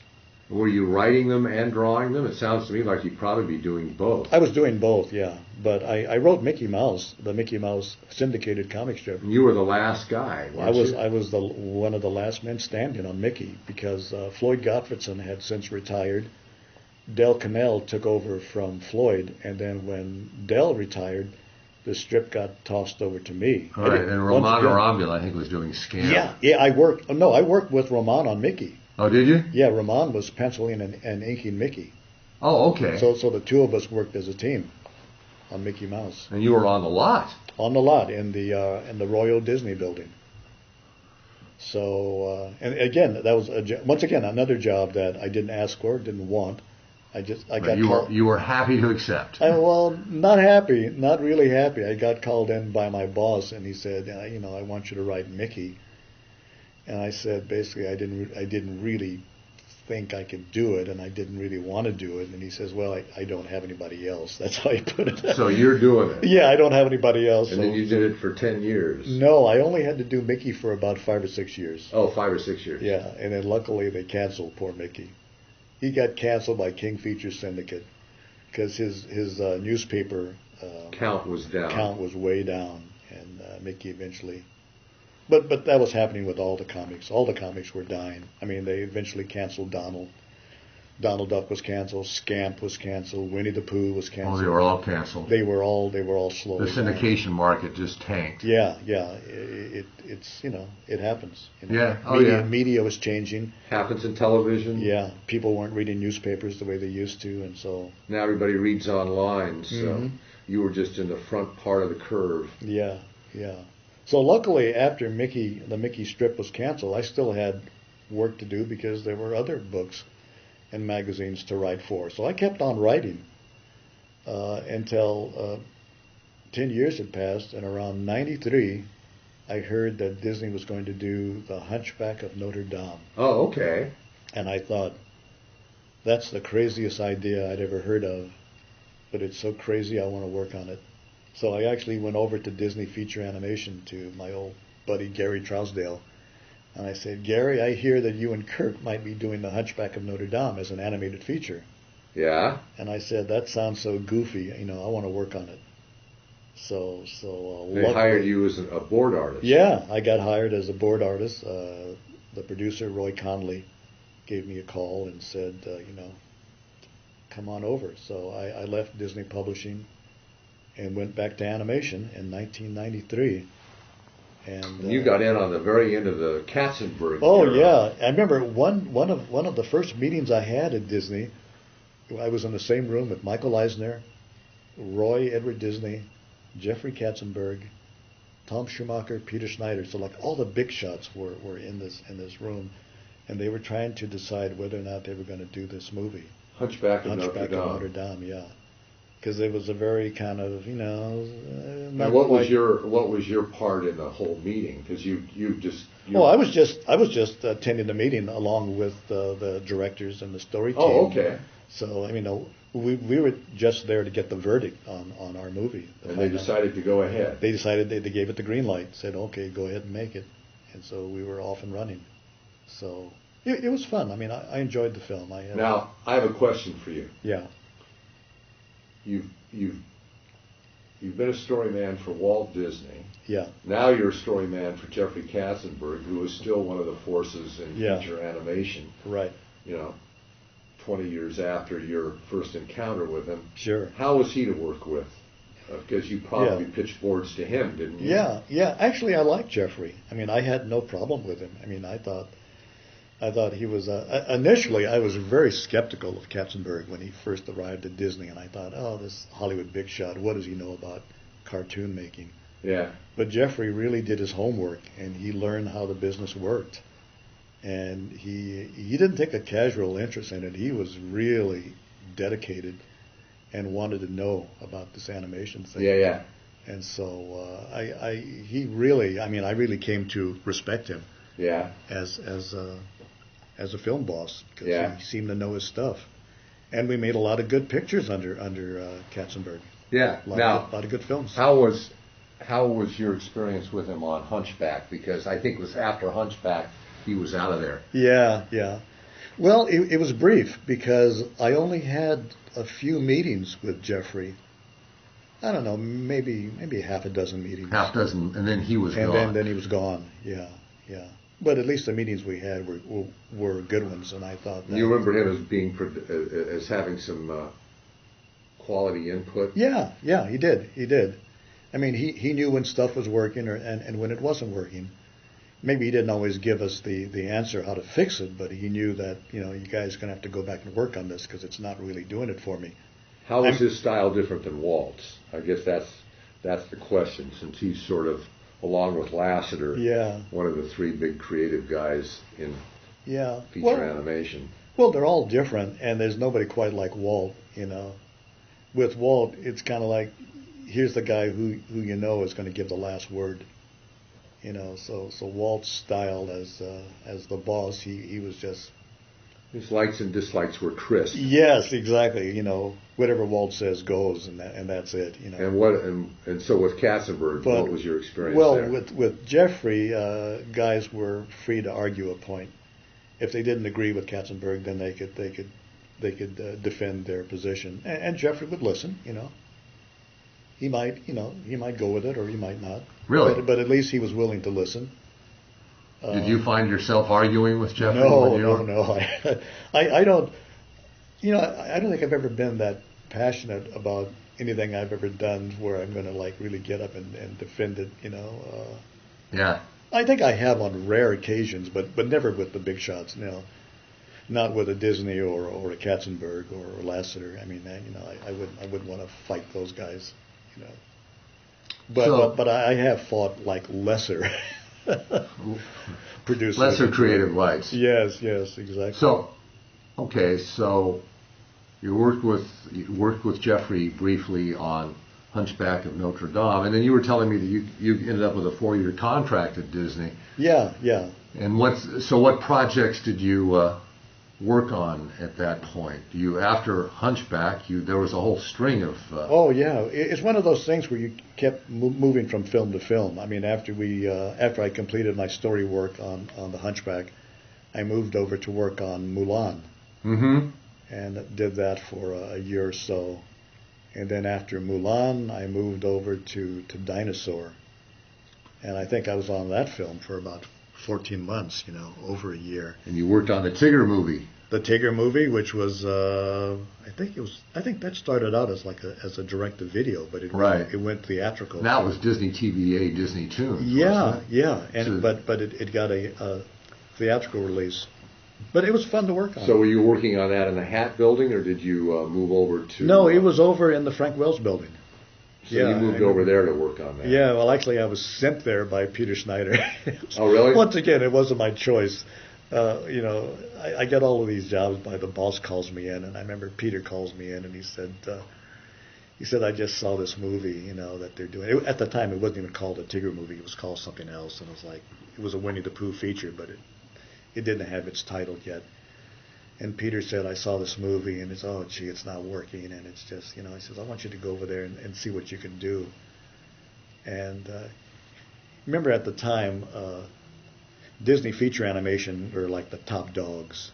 And so anybody else was kind of like viewed as the B team, Well, the B team he also ran. So yeah, exactly, they also ran. And so I knew that if I show up over at TVA and I'm the guy from feature animation, they're going to view me as the big shot from across the street coming to basically screw with their movie. And I said I knew that I'd be in trouble from the day I arrived. Did that turn out to be true? And it turned out to be true. Yeah, they just saw me as this guy coming over. But I had to explain, look, I'm not here because I want to be. I'm not here to mess with your movie. I'm here because my boss told me to come over and see what I could do to help you guys make a better film. And so, get off my back, don't give me a hard time, because I don't even want to be here, I'm here because Peter sent me. Yeah. And so finally, I think they got the message, and they said, oh, okay, and then they would give me, stuff, and I would look at it and reboard it and try to make things work a little better. But I've always hated being put in that position, to want to come in and try to fix somebody's movie, because you're always viewed as the bad guy if you do that. Yeah. You're the interloper. Yeah, the interloper. You're one of the big shots from across the street coming over to put your mark on our movie. Yeah, and it's like, oh, gee, So I hate stuff like that. But it all worked out. The film turned out to be a pretty decent little film, and I enjoyed working on it. And I remember Toby Bluth was the art director. And it was he's a terrifically talented. Yeah, Toby was a great guy, and I enjoyed working with Toby on the film. Good. And so it turned out to be a good experience after all. And he was appreciative and acceptive of your input. Yes. Well, so he didn't give you trouble. And we were old friends anyway, so yeah, he was good. He was cool to work with. And you also went up during that whole period of time. You went up to Pixar in its early days. Yeah. Was that also detached duty from Disney? You went up to Pixar to work on Toy Story 2? Yeah, that was a strange thing. One Friday afternoon, I got a call from Tom Schumacher to come up to the third floor story room in the animation building, and I went upstairs, and there was a guy named Ralph Guggenheim, who was the producer, co-producer of Toy Story, Jimmy Hayward and Ash Brannon, and they had an idea for a movie they wanted to pitch to us, and they said it's a sequel to Toy Story, which had turned out to be a big hit.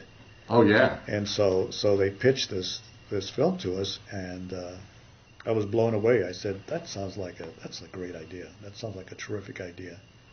And they said, would you guys be willing to help us out on this film idea? Because our crew up at Pixar, they're all bogged down with getting A Bug's Life done, and we don't have anybody, we're short. We need people to come out and story board. guys. Yeah. Mm-hmm.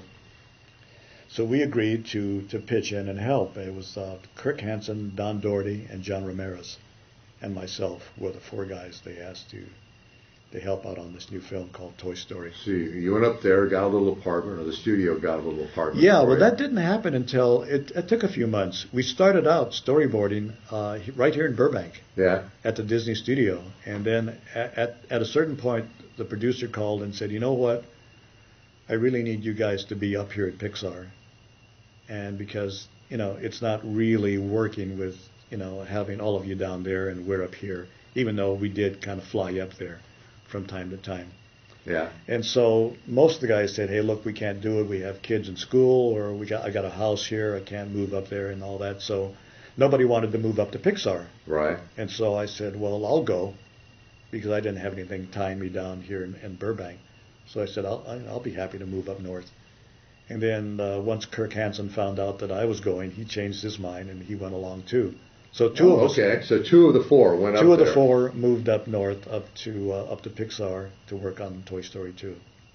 And what was that experience? How was your first experience with John Lasseter? It was good. Pixar was a much smaller studio back then. I think around 300 people, maybe a little less. And what was it was in a different building. Yeah. It wasn't in Emeryville then, No, it wasn't in Emeryville. We were over in Point Richmond. Yeah. Near Berkeley. So, okay. On the other side of the bay. Yeah, sort of industrial area. I mean, kind of a grungy industrial area. Hardly anything to look at. And so I don't think anybody even knew Pixar was up there because, we were in this industrial park and there were no signs. So it was actually hard to find the place because if you didn't know where Pixar was located, you couldn't even find the place. Yeah. So we had difficulty on our first trip when we first went up there to even find Pixar. but it turned out to be a really cool experience. A lot of young people, a lot of kids just out of school. Yeah. The studio who had only made one movie. I remind people that when I went up to Pixar, they'd only made Toy Story. They'd only made Toy Story. Well, the other one was halfway made, but not out. Yeah, and Bug's Life was still in production, so it hadn't even come out yet. So they only had one film under their belt. And here we were starting a third film, Toy Story 2. But it was a good experience. I moved up to San Rafael.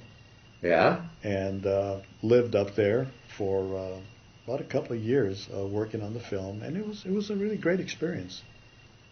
And, wow. and in a way, it was good to get away from Disney because it was like leaving this huge, monster, machine, and getting up to this little almost boutique studio. Which it was in those days. Yeah. So it was much tighter and closer and more personal, and it was fun. It was really nice. You felt like you were almost the way you might have been at the Walt Disney Hyperion Studio back in the 30s. Yeah. Oh, yeah. Yeah, fledgling, enterprise, just trying to find its way. Just trying to get its sea legs. Yeah, exactly. And so, now, what's interesting to me is that you're probably the only man standing, or who's ever, worked in story for Walt Disney, worked in story for Jeffrey Katzenberg, and worked in story for John Lasseter. Yeah, so yeah.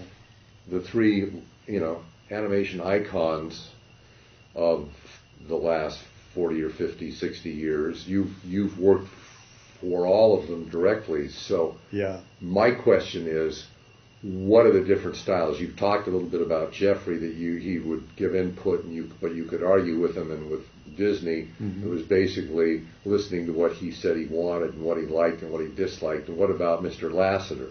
Yeah, it's interesting. I would add that Bernie Mattinson could be added to that list because Bernie, with one exception, that in this case Lasseter worked for Bernie Mattinson. Right. Oh, that's yeah. true. John was part of Bernie's crew on Mickey's Christmas Carol, so Bernie was actually John's boss.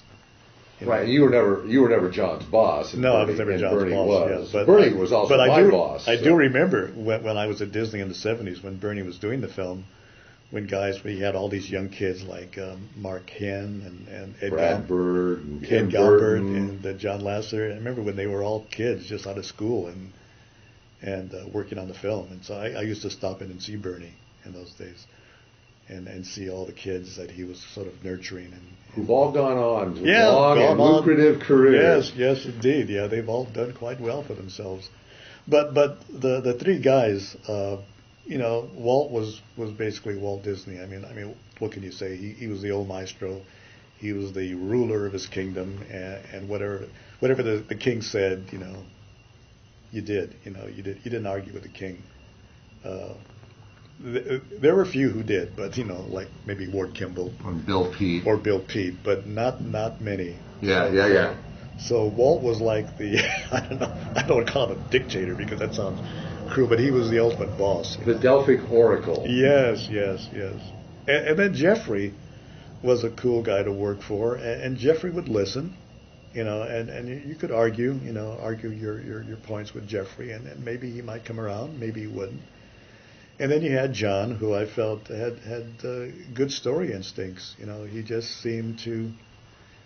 Some guys just seem to get this animation thing, or they get the storytelling, or they can spot what's missing and what's needed. And I remember my first meeting I had with Lasseter on Toy Story 2, and our movie story was, we had some rocky moments and some things where I just wasn't happy with, and I felt weren't working. Yeah. And I just wondered if John was going to see those, and he caught them right away. Really? He got him. He knew what the problems were immediately. And I said, and I even said, oh, gee, John's channeling Walt Disney. So yeah, John gets it. He's got good story instincts. So yeah. Now, was he somebody that you could argue with? Of course, at that time, it was a fledgling studio, so there probably wasn't the intimidation factor that there would be today. Yeah, exactly. But even back in 1998, 99, I think a lot of guys looked at John as he was fearless leader. He was the boss. Yeah. I mean, John was probably like Walt Disney was at Hyperion in the 30s. Even though he's a young guy, the staff, he still had the respect of his staff, and they weren't going to push back too much. Yeah. Yeah. So maybe a guy like Joe Ramp, maybe Pete Docter or Andrew Stanton might, but not many. Yeah. Now you worked with Joe pretty closely for a while, so what about Mr. Ramps? His story instincts compared to Mr. Lasseter's. Same as? Yeah. Different than? Different vibe? A little different. Joe was, I think, an intuitive storyteller. He just felt it, Once again, he just knew what was working and what wasn't working. And people often said that Joe was the storyteller with heart. Yeah. He really knew where to hit you. He really knew how to bring that tear to your eye. Zero in. So yeah, he got that. And there was something about his work that always had that sweetness and that charm to it. And I think that's what made Joe Ramp different, was that he gave every Pixar film that little added bit of heart. And we think of Disney films that way too, that Disney films have a lot of heart. People say they're corny and all that, but I think that stuff's important, and even Walt would say, I want a film that will make me laugh and that'll make me cry. And I think Joe had that in his work, and you look at Joe's work and the films he touched, there's always stuff in there that'll make you laugh, laugh out loud, and that'll also bring a tear to the eye. Yeah.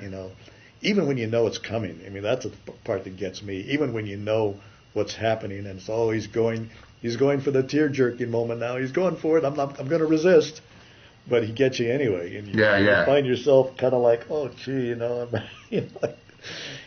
I watch films I worked on, in the case of Toy Story 2, and you find yourself, kind of dabbing your eye there. What was the biggest challenge with Toy Story 2 as you look back on it? Because you worked on 2 Pixar films. You worked on Toy Story 2 and you worked on Monsters, right? Yeah, Monsters Incorporated. So, what were the problems that you had to lick, or were there any? There was on Toy Story. Every movie story has its problems. I think what we had with Toy Story 2 was a great premise and a great story. And the trick was, I remember when I started working on the film, was this could be a really great movie. Mm-hmm. Now we got to find a way not to screw it up, and that's really the challenge: how not to mess this movie up, because it could be so good. And as we went through the process of telling this story and making this movie, there were times when we were, messing up the story, and it just wasn't coming together. And you told me about one of the ways that you solved that is Joe Ramp, heading up. Well, I would talk to Joe after work. I would find Joe Ramp in the evening, and I would talk to Joe and just seek his wise counsel. Like, Joe, this is what's going on. Can you give us some advice? Can you help us? And at first Joe was reluctant, and because he was already tired from just finishing Bug's Life, and he didn't want to be bothered. But I just kept pestering poor Joe. Like, Joe, you got to help us, Yeah. You got to come in. And eventually, I think John Lasseter pretty much dragged Joe onto the film as co-head of story. Yeah. And I think that's why the film is just so solid today, I mean, when I saw the film, when it was finally completed, I'd been watching the film throughout its production, story reels and all of that, but when I saw the finished film, when everything was completed and in color with a score, I was just blown away. Like, this is a darn good film, Yeah. This story is solid. There are a few films where I can't find anything wrong with the story, and that's one of the few films that's really solid. Really? And you think Joe had a lot to do with pulling that together? I think Joe had a huge part in making that film work. What were some of do you remember specifically any of the things that he did that helped stitch it more tightly together? Well, it's hard. The film is such an organic thing. It's kind of hard to think about specifics, but I just think his touch is felt throughout the film. I think that sense of the heart and the charm and the humor, the gentle humor in some cases, that's all Joe. He knows how to tell a story. So would he, as story director, would he just supervise, or would he board some of the sequences himself, or redo sequences that others had done? What? I think we were in such a crunch on Toy Story 2. I don't think Joe had time to do any boarding. He had to act mainly as a supervisor.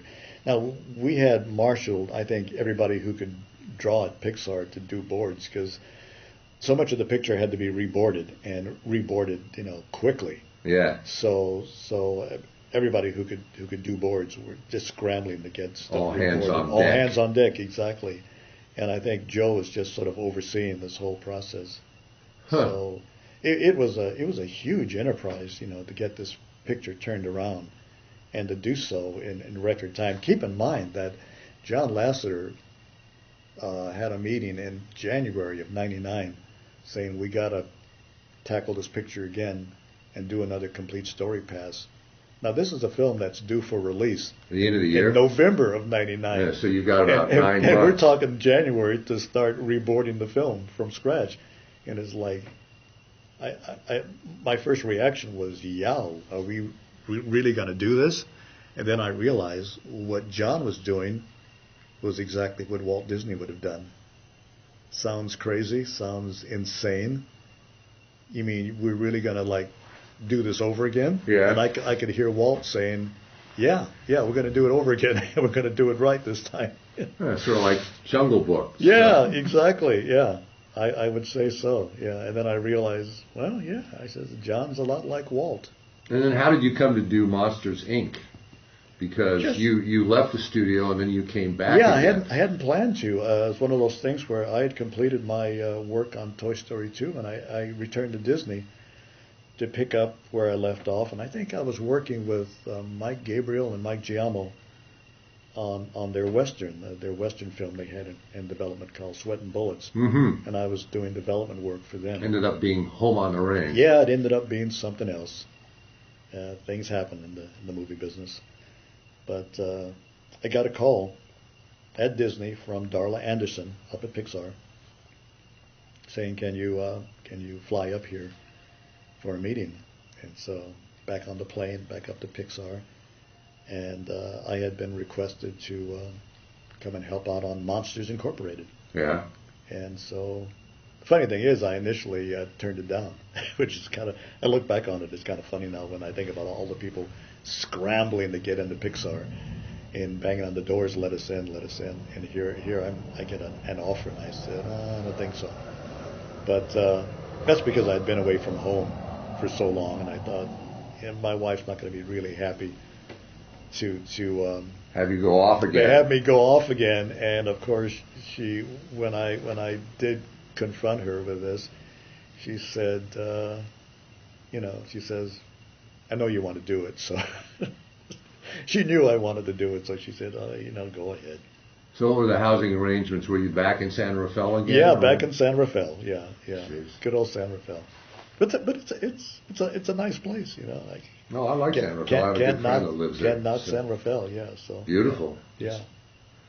Up there in Marin County. Yeah. So I found myself working with Pete Docter and David Silverman on this monster film, which was it turned out to be a pretty cool little film after all.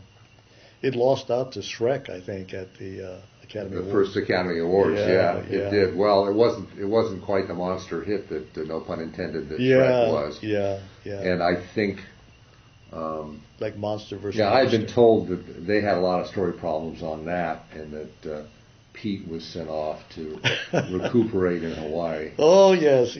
So you heard that story? Oh, too. I've heard it. Yes, we won't go into all the details. We won't go into that. Hey, but movie making, it's a tough business. Yeah. It's not easy. So not for the faint of heart. What's your most single memorable experience from Monsters? Do you remember any that leap out at you? I do remember that. Because of the lack of space was becoming apparent at Pixar, and we had pretty much run out of office space. So when I went up to Pixar to work, I had to move into a conference room to do my storyboards because there were no more empty offices. And then a few days later, Joe Ranft moves in because it turns out that Joe had given up his office while he was on vacation, and so he returned to Pixar. And there was no office. And no office for him. and he's like the top story guy. So I can say that Joe and I shared an office on Monsters Incorporated. A large conference room. A large conference room, and so that was he in one corner and you in another, or how did that work? I was kind of. I remember he was behind me. I remember being sort of up front in the conference room, and Joe was at a table behind me. Yeah. And I remember him one day grumbling about a particular sequence that he was really having difficulty with, and I thought, wow, Joe's having difficulty. I thought only I had difficulty. You thought it was only you. I thought it was just me, But it turned out that the sequence he was working on ended up being a very funny one in the film. And it's where they're up at the North Pole or wherever, and they meet the abominable snowman, voiced by John Ratzenberger. Yeah, and they always get him somewhere. Yeah, they always get John in there somewhere. But it turned out to be a very funny sequence. But I do recall Joe having problems, storyboarding that sequence.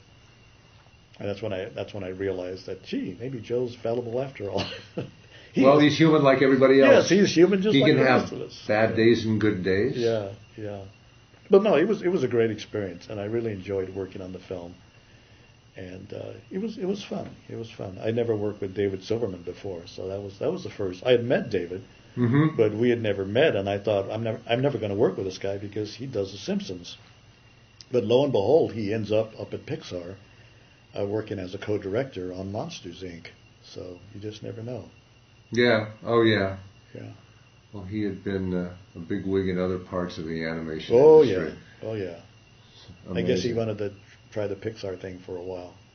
Oh, he did. That's a good picture. Oh yeah. It's a good picture. The picture turned out to be. A lot of people tell me it's their favorite Pixar film. Yeah. Well, it really is good. Yeah. All right. So we've sort of plumbed all areas of your TV and movie career. Man, it's a lot of stuff. Then you returned. I can't remember it. You returned to television then after. And when did you leave Disney? You left Disney in the early 2000s. Then. Yeah, right? On the day you were walking down the hallway. Oh, really? Yeah, it's really funny because I had just come from Steve Fickinger's office, where I had been told that there was no more work. No more work for the likes of you. And this was after what movie? This was after Home on the Range? This was after it was the meltdown of wildlife. Oh, okay, sure, I remember that. Yeah, the wildlife meltdown. Brian McEntee was on that as art director and couldn't believe how some of the stuff that was going on. That's right. So. And so I remember I ran into you in the hallway out at Disney Northside, and you said, "What are you worried about this stuff for? You've got your hours in. You could walk away from this today. You could retire." And it had never even occurred to me that I was 65. You don't think about age in this business. And I said, "Gee, Steve's right. I'm 65 years old." I give that advice to a lot of people. Yeah. But, you do have options. So that you can keep food on the table. Exactly. Not that you want to hang it up creatively. That's very true. Because you've gone on since then and you've worked on any number of things. You've done books. You worked on a PBS animated series with Tom Cito. You've done all kinds of stuff. Yeah. So what other stuff have you worked on besides the things I just mentioned? Because I'm sure I'm not covering all of it. I just like staying busy, so I'm willing to work on anything they throw my way. Now, one of the nice things, I've had this relationship with Disney Publishing. Ever since I worked with Disney Publishing way back in the 80s, I was able to reconnect after I retired, and I started doing children's books for them. Yeah. And one thing kind of leads to another, and they've managed to keep me busy, busy enough, not like a full-time job, but they'll throw things my way. And then by being in DCP, Disney's Consumer Products Division, other things come my way, and I worked on projects other than books. I was working on a electronic toy. Yeah. That was kind of an animation device, and John Lasseter had recommended me to the electronics guys who knew nothing about animation. That was part of their problem. They had no knowledge of animation, and so Lasseter said, "You need to get some guys who know animation to consult with you on this device, so it makes sense." So they got me and Eric Goldberg to come on board to be animation consultants. So a lot of unusual and weird jobs come my way, and I never know what's coming next, and it's kind of fun to just keep myself open to various projects. So you plan to remain in harness? I do indeed. I just can't sit on the porch in a rocking chair. I did storyboards on a feature film last year for my old buddy Ash Brannon, who I had worked. What was the film? It was a film. I don't even know if this film is. I don't even know where it stands today, but it was called Turkeys. Oh, okay. It was animation? Animation, yeah. Animated film, voiced by Owen Wilson and Woody Harrelson. Oh, okay. And of course, I think it is being done, but I don't know when it's coming out. Yeah, I have no idea. I mean, I was asked by Ash to come out and to work with Ken Mitchell and our old buddy Will Finn. Will Finn was on it as well. Oh, yeah. So we worked in a little studio out in Santa Monica, of all places. And how long did that gig last? Will had been on the film for about a year, I think, and I was only on it for a few months because I was just coming in to help Ash build some reels. They had to they had to get the film out. Well, I know that Will left Disney Toons. Yeah. And moved over there. Yeah, and I think Will had been there for about a year or more. Yeah. And doing boards, and I think doing some voice work too. Yeah. But it was fun. I mean, it was a little place, little teeny tiny studio, but we had a great crew, and again, it almost felt like Pixar, like in the early days of Pixar, because it was just this small and boutique-y. Yeah, little boutique studio, and doing this film, and you just come in, but the only thing that had changed, that we were now storyboarding on the Cintiq, and of course that's been the change throughout the industry. Yeah, almost everybody storyboards. There's not a studio in town now Yeah. that doesn't storyboard digitally on a Cintiq. I think there's a few individual artists who still board on paper. Yeah. They're Luddite holdouts, but yes. for the most part, everybody's doing it. Now, to wrap this up, we'll go back to your what inspired you, the films that inspired you, and the films that inspired you to get into the business in the first place. You named two back in your youth, and I always ask people to name 4 or 5 films that sort of inspired them and pushed them towards animation, or inspired them after they got into animation. Oh, yeah, so yeah. You can name as many as you like, but if you can name 3, 4, 5, that would be Ducky. Well, I think the film that really, as they say, knocked my socks off as a kid, that I thought was an animated masterpiece, was Pinocchio. Yeah. It always comes up as number 1 for me. Pinocchio was truly awesome. And the next film would be The Jungle Book.